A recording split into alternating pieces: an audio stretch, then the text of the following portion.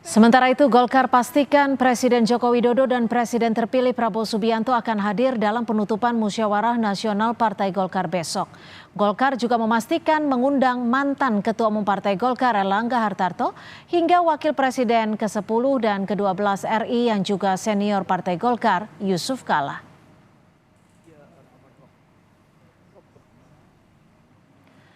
Bahlil Lahadalia jadi calon tunggal Ketua Umum Partai Golkar tanpa pesaing. Apakah jalan Bahlil jadi pimpinan partai berlambang pohon beringin sudah pasti mulus melalui aklamasi? Kita akan bahas bersama Jayadi Hanan, Direktur Eksekutif LSI, dan juga kita masih mencoba sambungan dengan Firman Subagio, politisi dari Partai Golkar. Saya akan ke Mas Jayadi terlebih dahulu. Mas Jayadi, ini kepemimpinan Golkar hampir dipastikan akan ada di bawah Bahlil Lahadalia. Menurut prediksi Anda, arahnya akan kemana jika dipimpin oleh Bahlil? Arahnya jelas ya, sama masih melanjutkan kecenderungan atau DNA Golkar selama ini. Golkar itu adalah partai yang belum pernah jadi oposisi, partai yang selalu berada di dalam pemerintahan atau selalu menjadi bagian kekuasaan yang sedang memerintah. Dan itu terlihat jelas dengan Golkar yang tampaknya akan menobatkan Bahlil Lahadalia menjadi ketua umum, calon tunggal ya, entah nanti aklamasi, entah pakai pemungutan suara, itu kan soal mekanisme formal aja di Partai Golkar gitu. Jadi arahnya ke depan ya, kalau sekarang kalau kita lihat ya, Bahlil itu kan sangat dekat dengan Presiden Jokowi. Itu sudah jadi rahasia umum. Tapi pada saat yang sama, terutama di Pilpres lalu kan terlihat sekali bahwa Bahlil Lahadalia juga adalah tim yang sangat berupaya keras untuk memenangkan Prabowo Gibran.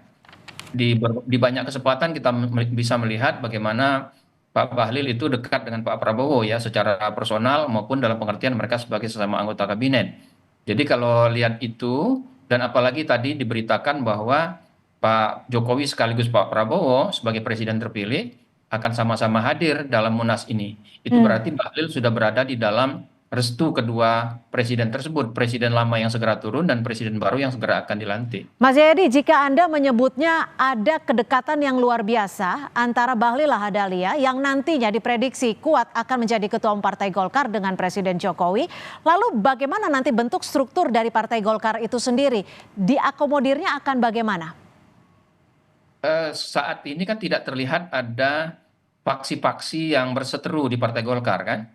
Kalau dulu kan kita di masa Erlangga kita masih melihat ada dua faksi utama yang bertarung, yaitu faksi Erlangga Hartarto dan faksi Bambang Susatyo. Sehingga ada istilah perlu saling akomodasi gitu kan. Tapi kalau sekarang saya kira sudah ada kesepakatan di tingkat elit tentang bagaimana struktur itu akan terbentuk.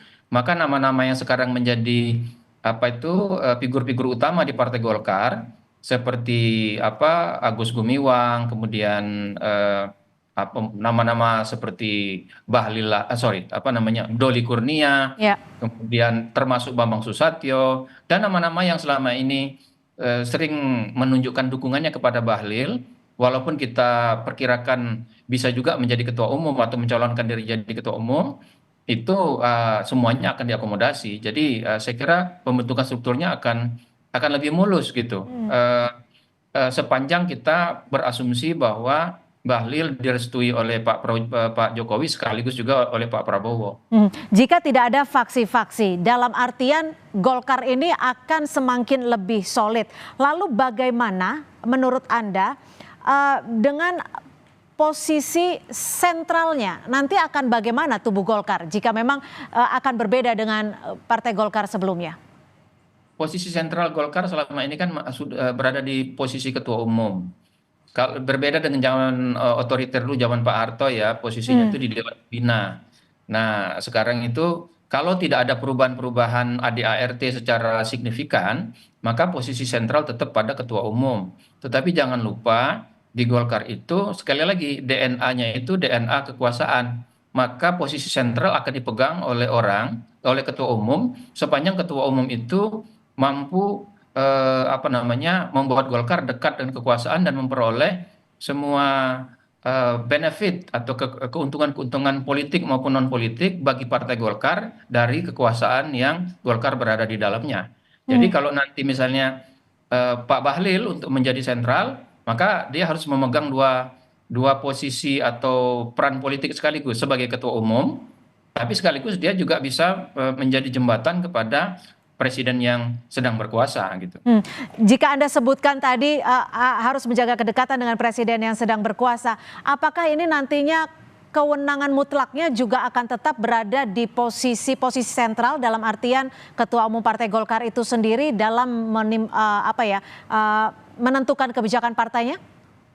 Iya, sepanjang itu tadi kan begini di Golkar itu walaupun sekarang tidak ada faksi-faksi kan, tapi Golkar ini kan sebetulnya partai yang cukup modern yang bisa melembagakan perbedaan-perbedaan atau konflik-konflik antar faksi yang ada di dalamnya tanpa perlu pecah seperti yang sebelumnya ya. Mhm. Nah, salah satu cara mengikat antar faksi itu di Partai Golkar adalah kalau bisa dipastikan Golkar itu mengambil peran yang cukup dekat dengan kekuasaan sehingga Golkar tidak memperoleh kesulitan dalam melakukan konsolidasi, dalam mengakses aspek-aspek kekuasaan, baik itu posisi-posisi dalam pemerintahan ataupun posisi-posisi lainnya. Karena Oke. itu seorang ketua umum untuk ke depan tampaknya di Golkar masih harus dipastikan adalah orang yang dekat dengan terutama dengan istana Mas, presiden yang ada.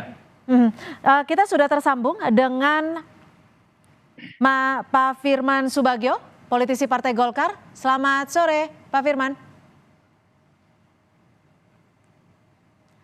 Audionya belum dibuka, Pak Firman, mohon izin.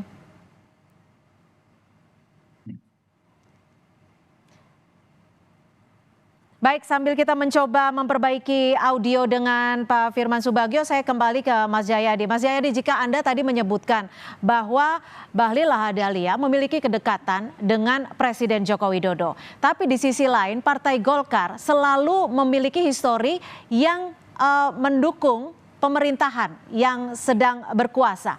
Nantinya Pak Bahlil ini akan lebih loyal kemana? Jokowi kah atau Prabowo Subianto yang akan menjadi presiden berikutnya? Menurut saya dia akan dalam konteks ini tanda kutip ya loyal kepada presiden yang sedang berkuasa gitu. Artinya Jokowi akan ditinggalkan seperti itu Ya, atau bagaimana? ya tidak berarti meninggalkan, tapi kan memang realitasnya begitu. Yang berkuasa kan presidennya yang baru, bukan Pak Jokowi lagi kan gitu. Bahwa secara personal sebagai teman Pak Jokowi tidak ditinggalkan itu sesuatu yang niscaya gitu. Nah, bagaimanapun Golkar itu mengapa dia akan selalu dekat dengan kekuasaan? Satu, Golkarnya sendiri DNA-nya itu belum pernah menjadi oposisi. Yang kedua, Golkar itu kan partai besar. Fakta bahwa Golkar itu dalam beberapa pemilu terakhir selalu berada pada posisi dua besar atau tiga besar ya. Baik. Terakhir itu dua besar, hanya kalah dari PDI Perjuangan. Jadi itu juga penting bagi kekuasaan untuk mengajak Oke, Golkar di dalam artinya koalisinya. akan tetap lebih ke presiden yang berkuasa. Saya ke Pak Firman. Pak Firman, selamat sore. Ini sudah dipastikan Bahlil akan memenangkan secara aklamasi sebagai ketum Partai Golkar? Ya, kalau kita lihat dari proses tahapan pendaftaran kemarin, kan awalnya memang ada beberapa calon, termasuk Pak Bambang Susatyo dan kemudian juga ada Pak Agus Gumiwang, juga yang lainnya. Namun ternyata setelah kemarin dilakukan verifikasi yang memenuhi persyaratan sebagaimana yang diatur dalam undang-undang, yang diatur dalam anggaran dasar rumah tangga partai dan peraturan organisasi, yang memenuhi persyaratan penuh adalah Pak Bahlil, sehingga yang lain dinyatakan gugur dan akhirnya tim verifikasi secara yuris formal dan mekanisme Pak Bahlil lah yang memenuhi persyaratan sehingga tinggal satu calon dan kemudian dinyatakan sebagai calon tunggal. Oke, secara singkat saja, di tubuh Partai Golkar kader-kader ini sudah sepakat semuanya untuk menentukan Pak Bahlil sebagai ketua umum. Singkat saja. Bagaimana, agak putus-putus? Ya, untuk di tubuh Partai Golkar tidak ada perpecahan untuk menentukan Pak Bahlil sebagai ketua umum Partai Golkar? Insya Allah, karena Golkar ini kan partai yang sudah sangat dewasa. Baik. Tentunya dari tahapan awal kemarin kan kita sudah jelas bahwa kita selalu menempuh ajas musyawarah mufakat. Yang jelas adalah siapapun ketua umumnya itu harus bisa memperjuangkan partai ke depan. Salah satunya adalah tolok ukur daripada pemenangan keberhasilan dari partai politik atau pemimpin itu adalah ketika kita memenangkan pemilu presiden, pemilu legislatif, dan sekarang Pak Bahlil nanti akan diuji, yaitu terkait dengan masalah yang terkait masalah pilkada. Nah, pilkada ini ada tantangan besar, oleh karena itu ini salah satu yang nanti dalam waktu dekatnya akan menjadi ujian keberhasilan Pak Bahlil. Baik, kita akan nantikan informasinya secara resmi, nanti Golkar akan mengumumkan ketua umum Partai Golkar yang baru. Terima kasih Pak Firman Subagio, politisi Partai Golkar, dan juga Mas Jayadi Hanan, Direktur Eksekutif LSI, sudah bergabung bersama kami di Kompas Petang. Selamat sore.